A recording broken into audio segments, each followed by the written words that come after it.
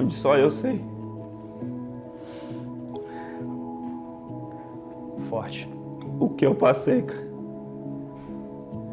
Meu querido, vamos assistir aqui a volta de BH, o Flamengo, debate com o João Guilherme, Falso 9, tem uma partezinha também da ESPN, tá bem bacana, dá aquela moral, se inscreve no canal, aciona o sino da notificação, amassa o like, tamo juntão, meu querido, vambora pro vídeo, se inscreve e assiste até o final que o vídeo, ó, tá show de bola.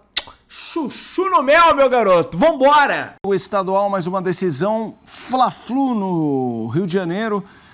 A campanha dos dois no campeonato estadual. A gente tem o aproveitamento na tela: 67% do Fluminense e 76% do Flamengo.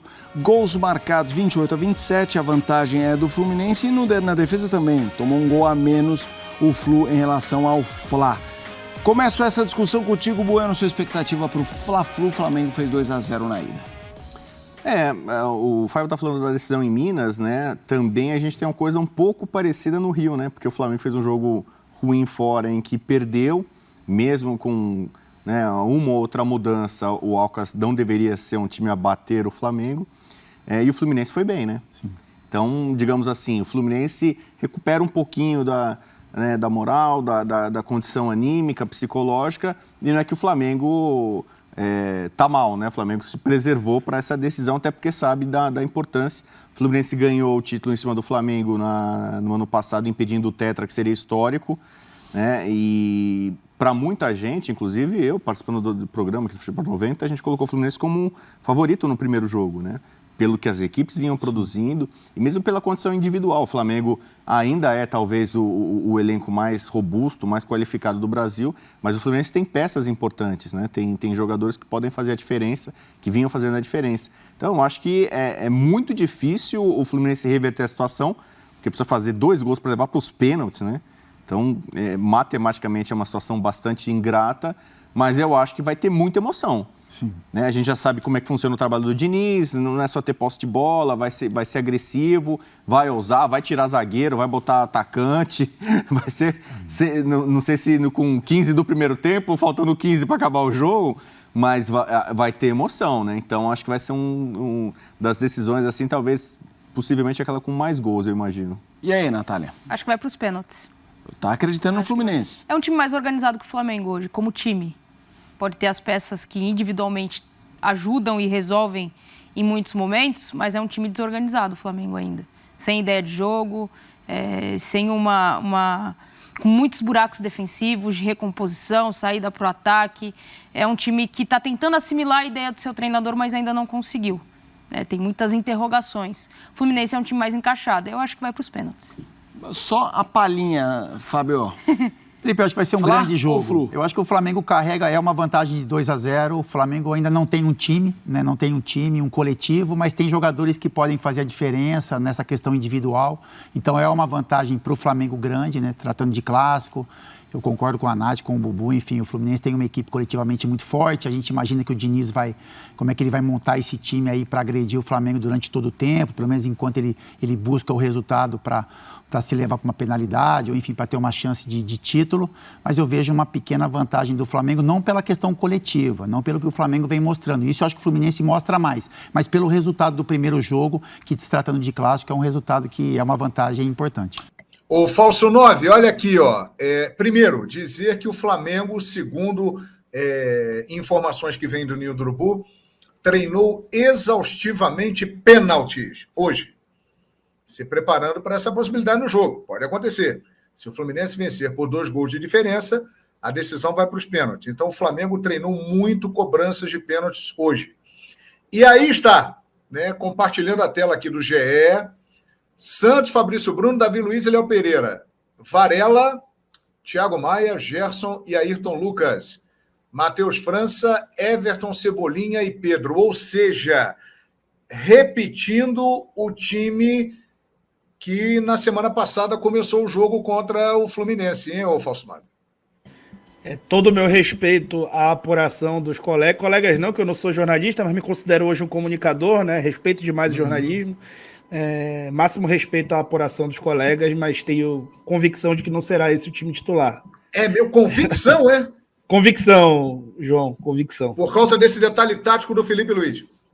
Por causa do detalhe do Felipe, mas especialmente por conta da característica de time para começar esse jogo num contexto diferente. Você tá com 2-0 na frente, você precisar de um time mais retentor, um time mais pesado.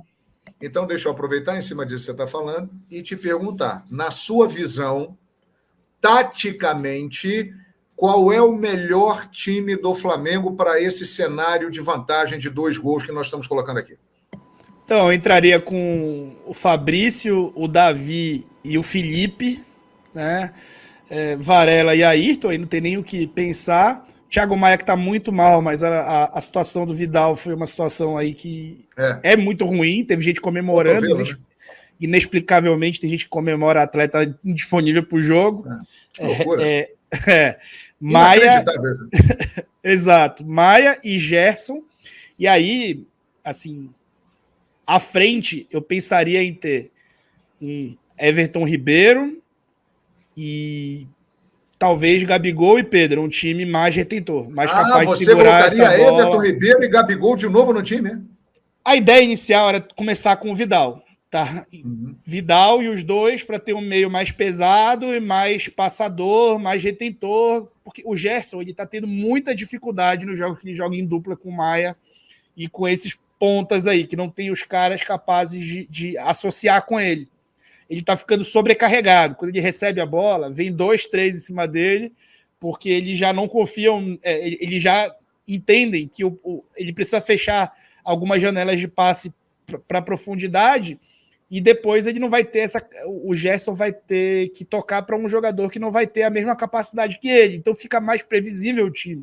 E o Gerson tem muita dificuldade, tem tido muita dificuldade nos jogos com o Maia, que está muito mal nos passes verticais, nos passes para frente, etc. Então, como você não tem muita opção ao Maia, teria o menino Igor, mas eu acho também numa final, assim, é melhor manter o Maia, até para não minar mais a confiança dele, que já está abalada, você ali ter um cara a mais para se associar, e talvez fosse o Everton Ribeiro esse cara, e eu começaria com o Gabigol, muito também porque acho que assim, uma final tem o componente que não é tático, que é anímico, e o Matheus França, ele tem tido muito sucesso na parte defensiva, marcando bem alto, etc. Fez um golaço na quarta-feira, mas jogou 2 jogos inteiros, né? Um deles na altitude, praticamente inteiro. E ele é um cara que, quando está muito pressionado num espaço curto, ele tem oscilado, tem feito grandes jogadas e tem perdido muito a bola. O Gabigol já é mais faceiro, já é mais malandro, já vai receber uma falta ou outra, já vai comprar uma briga, já vai, assim, e vai se associar, vai baixar mais vezes, vai tocar mais a bola, vai fazer mais companhia para os caras de meio. Ele está, talvez, na pior fase técnica da carreira dele, não? O Gabigol, ele tá realmente nesse período muito ruim, mas ele teve outros, João, assim, eu acho que desse nível de agora, Acho que teve no período do Renato Gaúcho, quando o Bruno Henrique se lesiona e o Pedro também fica de fora, ele é obrigado a jogar como o centroavante, que ele não é, né? Que ele acho que até se explicou depois e não é. E ele foi obrigado a jogar assim com o Renato e passou 7 ou 8 jogos sem marcar gol, 6 ou 7, coisas do tipo. Passou vários jogos sem marcar gol. Ele tem esses movimentos de clarão na carreira dele. Acho que parte desses jogos que ele não marcou gol, ele fez bons jogos, e agora realmente nesse período aí, nesses últimos jogos, ele tem, especialmente no último, demonstrado muita precipitação, muita vontade de acertar, e isso está atrapalhando um pouco ele. Então, eu não pensaria em começar com ele no banco. O legal de começar com ele no banco e o Ribeiro no banco é que no segundo tempo você vai ter eles contra uma defesa cansada. Especialmente o Ribeiro funciona muito bem assim. Mas o Gabi, eu não vejo ele funcionando tão bem como esse cara de segundo tempo. Então eu prefiro começar o jogo com ele e sacar no segundo tempo para botar um moleque que ataque a profundidade. O que acontece? O Fluminense ele vai ter o seguinte, ele vai ter 2 condicionantes do jogo. Ele vai jogar pelo resultado e ele vai jogar especialmente contra o tempo. Então, o tempo naturalmente vai condicionar esse jogo de uma forma como não condicionou o último. E aí, se o tempo acaba o primeiro tempo 0-0, por exemplo, João, aí, cara, aí é hora de baixar as linhas mesmo e partir para contra-atacar o Fluminense, porque o Fluminense vai se expor mais e mais, vai colocar mais gente dentro do bloco, vai fazer aquelas coisas que o Diniz tem feito, tirar um zagueiro, colocar o André para trás, colocar mais caras dentro do bloco, e aí vai se abrir muito para contragolpe. E a transição defensiva do Fluminense é ruim. Rapaz, você está falando aí de abrir espaço para o contragolpe e tal, tem o Cebolinha, que pode fazer isso muito bem, mas nós temos um detalhe nesse jogo de amanhã. Inclusive, ele foi às lágrimas hoje no Ninho do Urubu, quando soube que foi relacionado, depois de quase um ano. Bruno Henrique está de volta. Claro que ele vem de uma lesão gravíssima no joelho. Ele está há mais de 10 meses sem atuar. Mas, de repente, em algum momento do jogo, será que ele pode, de alguma forma, ajudar o Flamengo na partida de amanhã, Falso Nove? Acho que já deu para perceber que eu sou rubro-negro, né? O Bruno você Henrique... é Flamengo, Falso? Sou. O Bruno Henrique, eu tento fazer análises imparciais, a imparcialidade é uma utopia, mas de fato... Você é profissional, Falso Nove. Vamos, né? Exato. Mas o Bruno Henrique, assim, ele é um cara espetacular em termos de desempenho, ele é um cara único no elenco, que ele é capaz de executar mais de uma função. Então, nesse momento aí de contragolpear, é interessante ter ele. Eu não sei se é interessante tê-lo por muito tempo, mas eu acho que ele vai entrar invariavelmente, seja para tentar buscar um resultado, pela história que tem de decisão, seja para, em caso de resultado conquistado, entrar ali para celebrar. E aí vai um ponto que talvez gere polêmica. Eu acho que muito do que o Gabigol tem feito de lobby para se colocar como um concorrente ao Pedro, ele tem se confiado na dupla, que é o BH voltando. Porque os dois juntos, eles fazem uma união. Não é contra o VP, o Gabigol. O Gabigol não fez aquele comentário para alfinetar o VP. Eu acho que a relação deles aparece ser muito boa, aparenta ser muito boa. Sim. Ele fez ali para um pouco assim, se posicionar como atacante e falar, e pensar ali, aquele cara vai voltar, e a minha dupla com ele é uma das melhores da história desse clube, uma das melhores do século aqui desse continente, porque eles se completam de uma forma absurda, né? Aquela comemoração da fusão que eles fazem é assim, simbólica, porque de fato aquilo é verdade. O Gabigol, ele é um cara difícil de encaixar em time. Taticamente, ele é um baita do jogador, mas ele não é ponta e ele não é centroavante. Durante os últimos 10 anos, a gente viveu a ditadura do 4-3-3. Todos os times jogavam em 4-3-3 ou 4-2-3-1. Caras como ele perderam espaço e passaram a não conseguir se encaixar e desempenhar aquilo de bom. E nós vamos falar aqui de vários. Nilmar, Alexandre Pato, Dagoberto.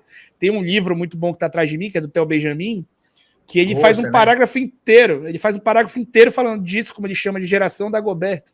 E foi brilhante ali com as palavras.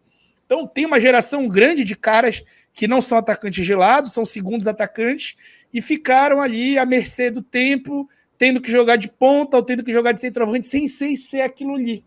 E o Gabigol, ele tem um pouco disso com ele.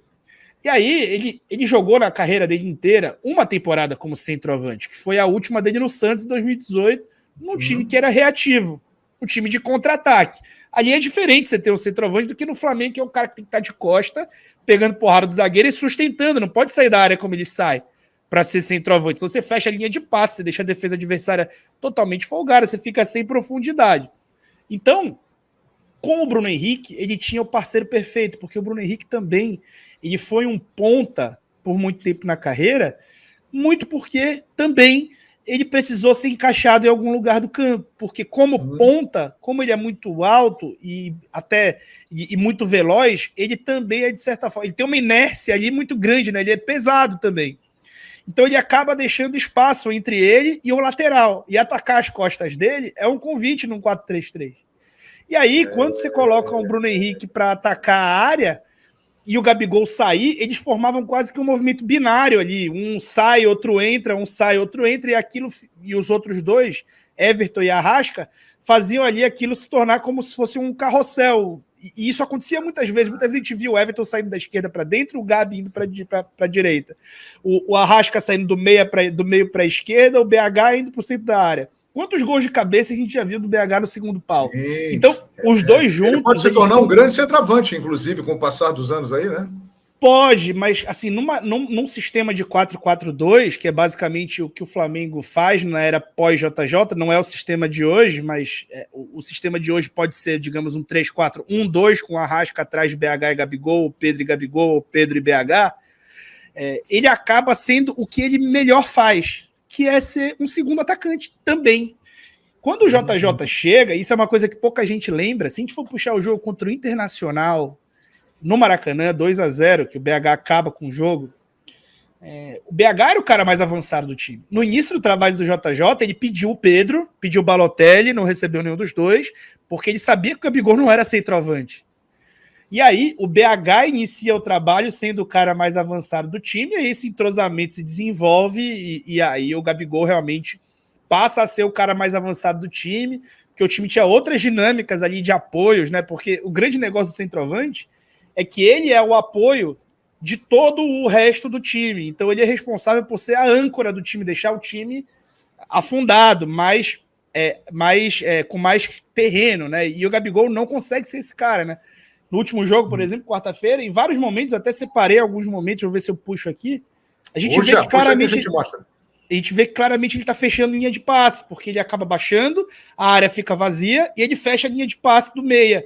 Então ele acaba ferrando os meias e não dando essa profundidade. Mas como dupla, ele é formidável, excepcional. Assim como o BH. Não é um ponta espetacular, mas é um atacante espetacular. Então, gente, tá aí o querido Falso 9 conversando com o João Guilherme na live do João Guilherme. Bruno Henrique relacionado pra encarar a equipe do Fluminense amanhã. Vambora, Flamengo, vamos vencer essa bagaça, meu querido, dá aquela moral. Se inscreve no canal, aciona o sino da notificação, amassa o like, tamo juntão, saudações brunegras, vamos!